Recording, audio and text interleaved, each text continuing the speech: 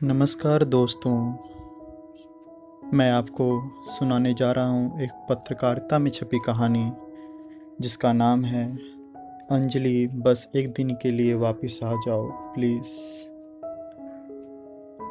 मैं अब थक चुका हूँ, मेरी हड्डियों में ज़्यादा जान नहीं बची, मेरी आंखें भी काफ़ी कमज़ोर हो गई हैं, मेरा दिल भी अब बहुत कमज़ोर हो गया है क्योंकि आज इसने उस इंसान को खो दिया जिसकी वजह से धड़कता था। I am 68 year old man. मैं एक 68 साल का बूढ़ा आदमी जब भी अपनी ज़िंदगी के पन्नों को पलटता हूँ तो मुझे कुछ खास दिखाई नहीं देता। मेरे पास कुछ भी ऐसा नहीं जिसे याद करके मैं अपनी ज़िंदगी पर नाज कर सकूं। जब भी मैं अपनी ज़िंदगी के गुजरे वक्त पर नज़र डालने की, गुजरे वक्त को याद करने की कोशिश करता हूँ तो मुझे सिर्फ और सिर्फ अपनी ऑफिस में बिताए वक्त याद आता है। इसके अलावा मुझे कुछ याद नहीं आता कि कब मैंने अपने बच्चों और पत्नी के साथ अच्छा वक्त बिताया था। दोस्तों, आज मैं कुछ भी नहीं, लेकिन एक वक्त था जब मैं अंजलि के प्यार में पागल था। ओ नो, अब आप ये पूछेंगे अंजलि कौन? अंजलि मेरी वाइफ। हाँ, उसको देखते ही जैसे मेरे शरीर में जान आ जाती थी।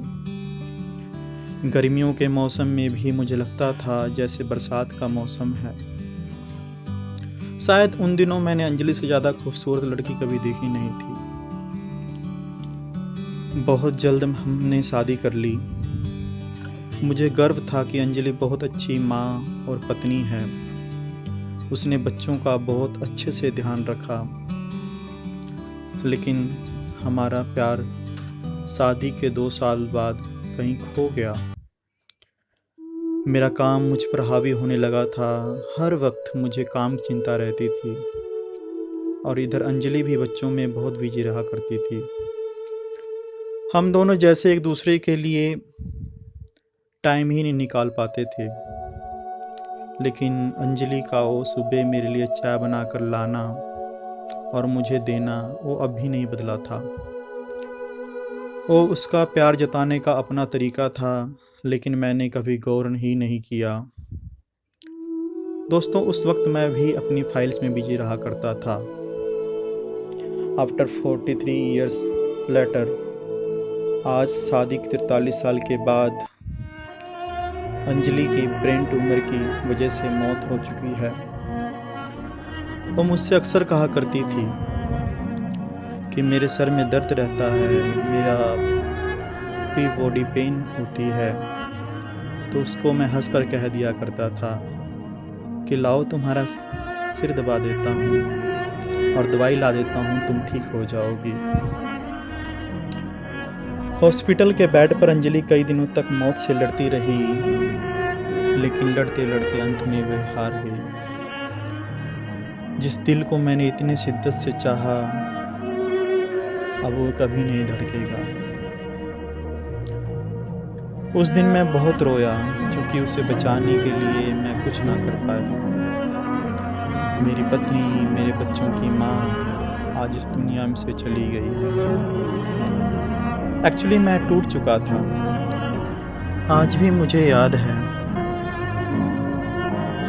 उस समय मैं कुछ भी नहीं था, लेकिन अंजलि ने मेरी ज़िंदगी में आने के बाद मुझे एक नई पहचान दी।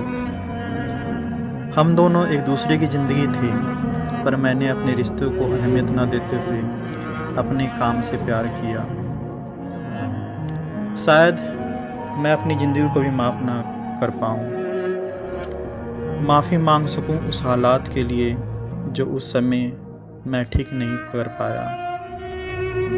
माफ़ी मांग सकूं उस प्यार से जो मैं उस प्यार के बदले उसे प्यार नहीं दे पाया।